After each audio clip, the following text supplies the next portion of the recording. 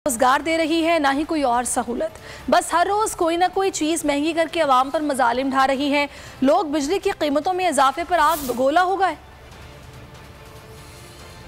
Petrol है वो देख लें, उसकी प्राइसेस आगे बढ़ा दी गई हैं मजीद। अब बिजली पे अब एक जिस बंदे की सैलरी इतनी नहीं है, वो नहीं अफोर्ड कर सकते, वो कहाँ से देगा। बिजली क्या हर चीज़ ही महंगी कर दी गई है। किस किस चीज़ों पे हम बात करें, ये हाथ खड़े करें अपने घर को चले जाएं, इनके बस का काम नहीं। इमरान खान की हुकूमत थी जो बेहतर थी, कभी इस तरह के मामलात नहीं हुई, कभी लोड शेडिंग नहीं हुई। पेट्रोल भी महंगा है और बिजली है भी नहीं, बस साथ पसात जाती है, टाइम नहीं होता है। बस 11 सियासी जमायतें और महंगाई के ऊपर महंगाई। इससे पहले तो इमरान खान सही था, पेट्रोल इतना बढ़ गया और उसके ऊपर इन्होंने आकर जो बिजली का बिल इतना बढ़ा दिया।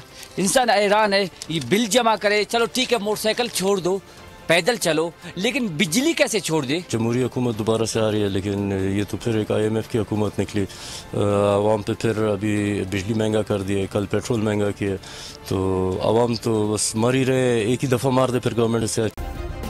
सब्सक्राइब करें और बेल दबाएं ताकि कोई खबर रह न जाए।